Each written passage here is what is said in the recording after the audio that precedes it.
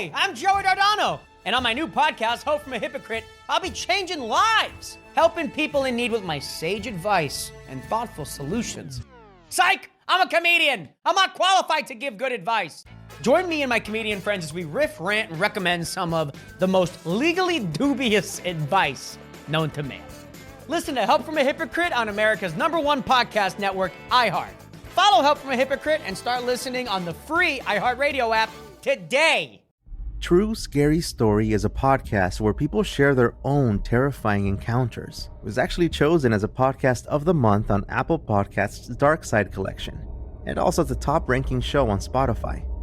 Ghost stories, retelling of long-lost memories, and nightmares that seem a little too real. Come find us by searching for True Scary Story on your podcast app, or tell us your own encounter over on TrueScaryStory.com. I'll see you there.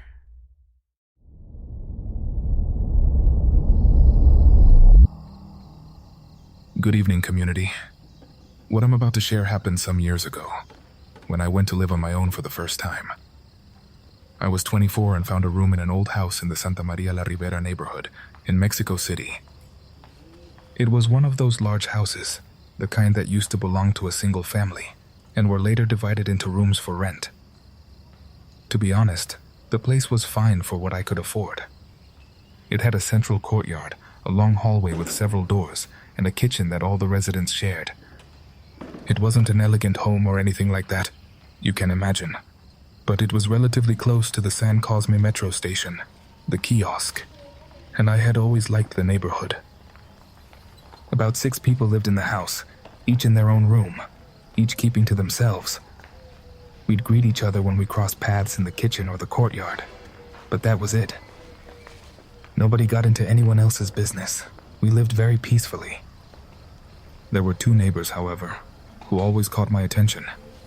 One was a woman around 70 years old, and the other was her mother, who was very elderly.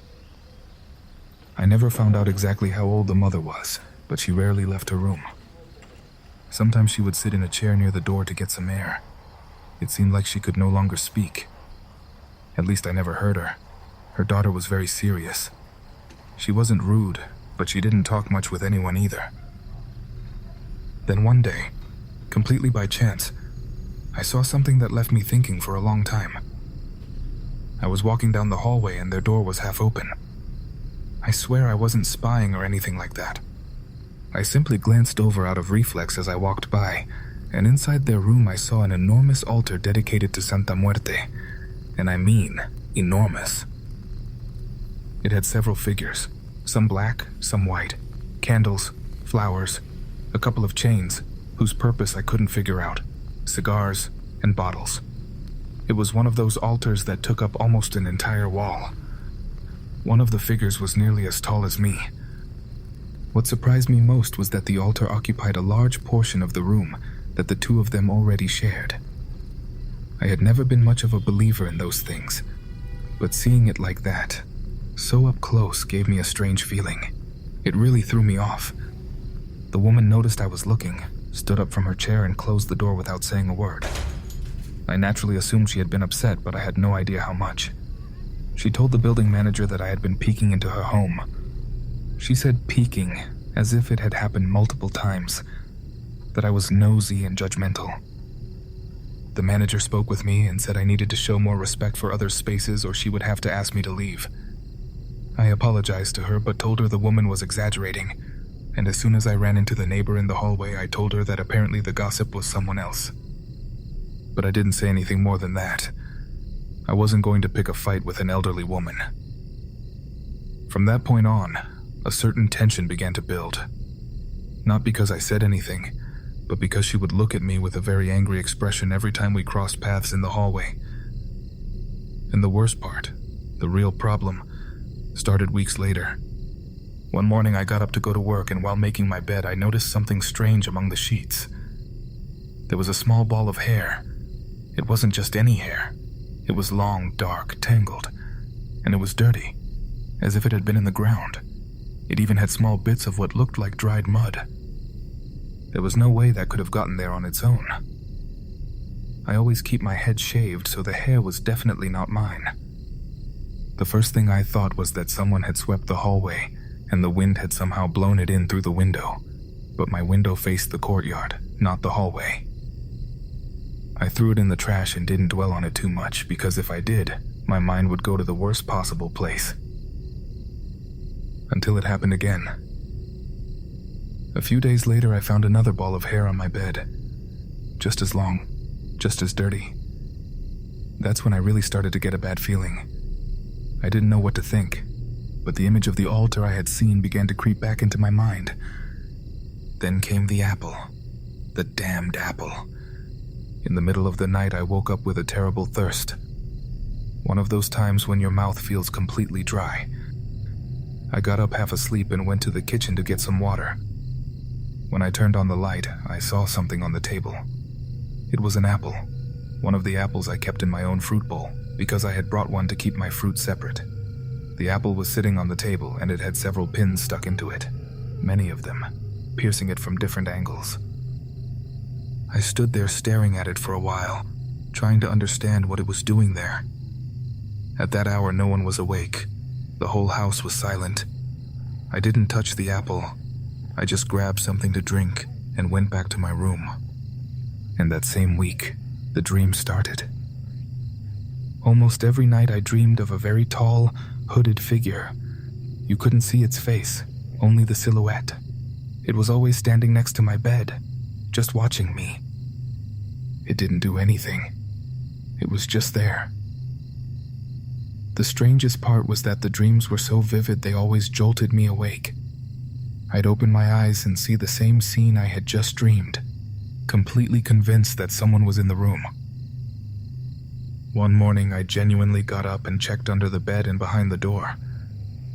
That's when I decided to mention it to a neighbor from the house next door, a man who was always sitting outside watching people go by. He had actually been the one I'd asked about available rooms and who had pointed me to the house next door. Since I always greeted him, I felt comfortable enough to approach him and, half-jokingly, tell him about the apple and the hair. When I finished, he told me to be careful, that the woman had already reportedly invoked Santa Muerte against several people before. I went quiet. I asked him what he meant by that, but he just shrugged and turned to greet a woman who had arrived to meet him. He stopped talking to me, and I understood there was nothing more they were going to tell me. That same afternoon, when I saw the woman in the hallway, I did something that to this day I'm not sure was a good idea or not. I approached her and offered an apology. I told her that if I had ever made her feel uncomfortable by glancing at her altar, it had not been my intention. The woman stared at me for a long moment, then simply said, "All right." That was it? Just all right? But something changed. After that, I never found hair in my bed again. Nothing strange ever appeared in the kitchen again. And, coincidentally, the dreams disappeared too. I lived in that house for another full year. During all that time, I tried to keep the peace with those two neighbors. Always greeting them, never making noise near their room, never getting into trouble again. Over time, I also noticed something curious. The other tenants seemed to do exactly the same thing, as if they all knew something. Something I only found out about too late, after I had already gotten on their bad side, after I had already experienced it firsthand. True Scary Story is a podcast where people share their own terrifying encounters. It was actually chosen as a podcast of the month on Apple Podcasts' Dark Side collection, and also the top-ranking show on Spotify. Ghost stories, retelling of long-lost memories, and nightmares that seem a little too real. Come find us by searching for True Scary Story on your podcast app, or tell us your own encounter over on truescarystory.com. I'll see you there. Good evening, community. I hope you're all doing well. What I'm about to share happened when I opened an auto parts store. I had always worked in that industry, but as an employee. So one day I saved up some money, borrowed more from my brother, took out a bank loan, and worked up the courage to open a very small shop in a neighborhood I already knew well. It wasn't a nice area by any means, but it was very busy. Lots of mechanics' workshops, motorcycles, taxis, minibuses, so an auto parts store always does good business there. My shop was simple, a long space with shelves on both sides packed with boxes of parts. In the back there was a small storage room and a metal roll-up door that opened onto a courtyard where we parked the delivery car. The first few months went quite well. I even hired a young man to help me at the counter, and little by little the mechanics in the area began to recognize us. I opened early and closed very late, as tends to happen when you're just starting out. The trouble came with a neighbor, an older man who had a workshop 2 shops down and who always parked his car right in front of my store. He wasn't a customer or anything. He just used that spot every single day. I think he had some arrangement with whatever business had been in my space before me, but obviously I knew nothing about that. At first I said nothing, but one day a supplier arrived with a heavy load and couldn't park to unload the boxes. I had to go find the man and ask him to move his car. He was furious, as if I were being disrespectful. He told me that spot had always been his, that he had been parking there since before I arrived, and that he didn't have to do what I said. I told him I wasn't looking for a fight, that I simply needed the space to unload. We ended up arguing quite intensely. It didn't come to blows, but it almost did. We said things to each other we shouldn't have. Then, just a few days later, one morning I arrived to open the shop. I rolled up the door and noticed something hidden right in the small garden area in front of the business, tucked among the plants. It was a black candle, nearly burned down, as if it had been lit all night long. It was half buried in the dirt, and when I pulled it out, I noticed something that made me feel sick. It smelled horrible, truly horrible, like something rotting, as if it had been soaked in something that had been decomposing for days. The candle had something written on the glass in what appeared to be soot. It was my name. I didn't know what to think. Honestly, I'm not much of a believer in witchcraft or those kinds of things, so the first thing I thought was that it was a threat from the neighbor. Some way of scaring me or bothering me, or making me understand that something was going to happen to me. I threw it in the trash and went on with my day. But from that point on, strange things began happening in the shop. The first thing was something both the young man who worked with me and I noticed. There were moments when the business would go completely dead. And I mean completely. In an area where there's always foot traffic, suddenly an hour or 2 would pass without a single person coming in. No customer, nobody asking about prices, not even anyone peeking through the door. What's more, I could see people crossing the street as if they couldn't bring themselves to walk past. It wasn't just that the shop seemed to disappear for passers-by. It was as if it caused them a kind of repulsion. Then the knocking started. There was a sound of someone hitting the back wall. One that didn't face anything, just a 1-meter gap between it and the rear fence. Boxes would fall off shelves for no reason. Bolts would roll across the floor when no one had touched them. Once, a box of light bulbs that had been neatly arranged on a shelf fell over. That time, even the young man asked me if there was an earthquake or something. But no, nothing of the sort. Everything else was still. It was just certain shelves shaking, as if someone wanted to knock them over. A mechanic who came in regularly showed up one day just as I was closing. I helped him and we walked out together. When I pulled the door down, he said something strange. "Hey, aren't you going to let her out?" "Let who out?" I asked. "You didn't hire someone else?" He insisted. I told him no. It was just the young man and me as always, and that he had left a while ago. Then he pointed toward the back of the shop and said, "It's just that I've seen someone in there twice now. Maybe I'm wrong, but there seems to be a woman in the back hallway peeking out from behind you." I didn't want to say anything because it made me uncomfortable, but that's why I stopped sticking around to chat. I told him it was probably just my assistant he'd seen, but the mechanic shook his head. "No, man, it was a woman, dressed in black." I didn't make much of it, but I went back inside to check anyway. And strangely enough, that same rotten smell hit me again. The same one from the candle. Then other people started saying the same thing. A woman who came in to buy a bulb for her car asked if my husband was helping me in the shop. A delivery driver said he had seen someone walking, passing between the shelves in the back. Always the same description, a woman dressed in black. But back there, only the young man and I ever went. The thing that left me thinking the most happened in the early hours of the morning. I was doing inventory because a shipment was arriving the next day.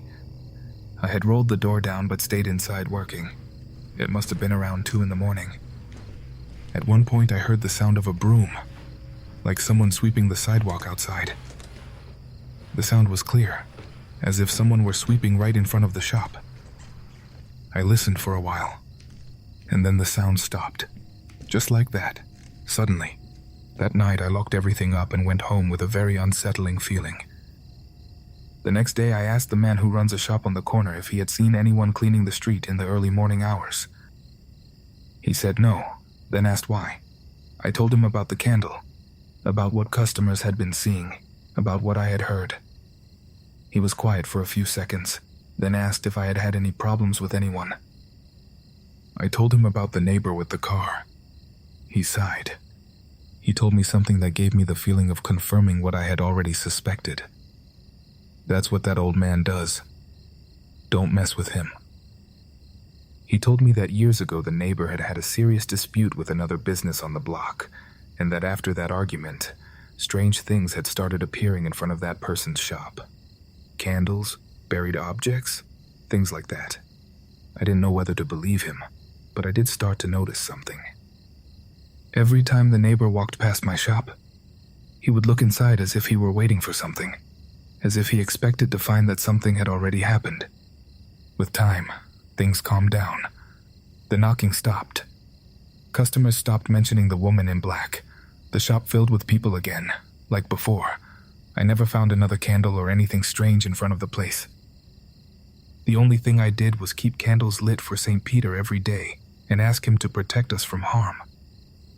I obviously never spoke to the neighbor again. We don't even greet each other. And I feel that, in the end, his intention wasn't really to hurt me but to teach me a lesson, in his own mind. But if anything good came out of all of this, it's that I grew closer to God again, to my spiritual side, and I feel that now I'm prepared for whatever he, or whoever else, may send my way. Have a blessed night, community. Never underestimate the power of prayer. True Scary Story is a podcast where people share their own terrifying encounters. It was actually chosen as a podcast of the month on Apple Podcasts' Dark Side collection, and also the top-ranking show on Spotify. Ghost stories, retelling of long-lost memories, and nightmares that seem a little too real. Come find us by searching for True Scary Story on your podcast app, or tell us your own encounter over on truescarystory.com. I'll see you there. Alejandro had always been a difficult child to manage. He had fairly severe ADHD, so he could never sit still or focus on anything for very long. He wasn't a bad person at all, but he was very impulsive, and that wore on the adults around him. His mother, Clemencia, had very little patience, and his father, Jose, was barely present. When he did show up, it was usually because Alejandro had gotten into trouble, and many times it ended with him being punished physically. As the years went on, the family dynamic grew increasingly complicated. By the time Alejandro reached adolescence, he had started running with a very bad crowd at his school in Bogota. Little by little, he got pulled into a group that used him to sell drugs and run dangerous errands. His teacher spoke to his mother on several occasions and told her that if things continued this way, he was going to end up very badly. So his father made a decision. He sent Alejandro to live in the countryside with his paternal grandmother, on a farm near Villavicencio. Life there was completely different. Alejandro helped with the animals, worked on the land, and little by little he began to calm down. The rhythm of the countryside was much quieter than the city. By now Alejandro had been living with his grandmother on the farm for several months. At first the silence of the country drove him mad, but with time he got used to it. At night the place went completely dark. Sometimes you couldn't even make out the trees that stood close to the house. One afternoon, just before nightfall, his father came to visit. That same night, he and the grandmother said they had to go into the city to pick up some things and would probably not be back until the following day. Before leaving, the grandmother asked Alejandro to keep a close eye on the animals. They were his responsibility. He told her not to worry, that he could stay alone and handle things. He went to bed early, leaving a machete under the bed. Something quite normal when you live in the countryside. The farm was completely silent. Until a sound woke him. It was a shriek, but not the normal sound of an animal. It was more like a long, drawn-out cry. Alejandro got up immediately, grabbed the machete, and went down to the pen. When he checked on the chickens, he found one dead on the ground, but the way it had died unsettled him. It didn't look like the work of a fox or a dog. It was as if something had torn it apart with tremendous force. He checked all around but saw nothing. Thinking the animal had already moved on, he decided to walk around the property a little before going back to sleep. He had to find out what had killed the chicken.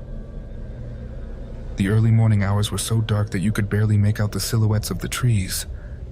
It was then that he saw something perched on a high branch. A vulture, that's what we call them. But it was far too large. Vultures can be quite big birds, but what he was looking at was something the size of a person. It was completely still, watching him. At first, Alejandro thought it must be the darkness playing tricks on him, that his eyes were deceiving him, until the thing moved its head. In that moment, he felt something deeply wrong. The face of that creature didn't look like the face of a bird. He couldn't quite explain it, but the shape of its features looked very human, and its eyes were fixed on him. Then it spread its wings as if showing them off. They were enormous, and in an instant, it launched itself at him. Alejandro only had time to close his eyes and swing the machete with everything he had. He felt the impact. He felt that he had cut something.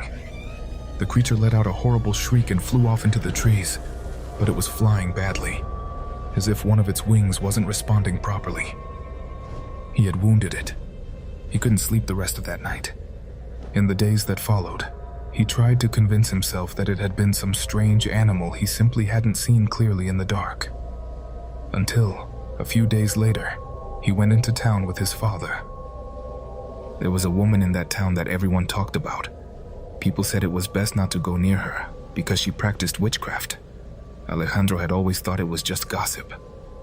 But that day, as they walked past her house, she was sitting outside, and she was staring at him. Then he noticed something. Her arm was covered in bandages. The woman said nothing. She just looked at him. Alejandro never saw her the same way again, and to this day he still wonders, that night in the dark, did he wound an animal? Or was what was perched in that tree not really a bird at all, just as in all the stories he had heard as a child?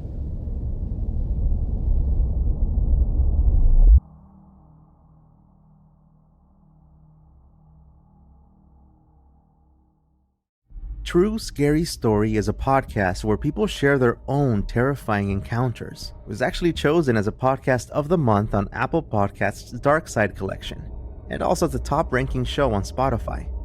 Ghost stories, retelling of long-lost memories, and nightmares that seem a little too real. Come find us by searching for True Scary Story on your podcast app, or tell us your own encounter over on TrueScaryStory.com. I'll see you there.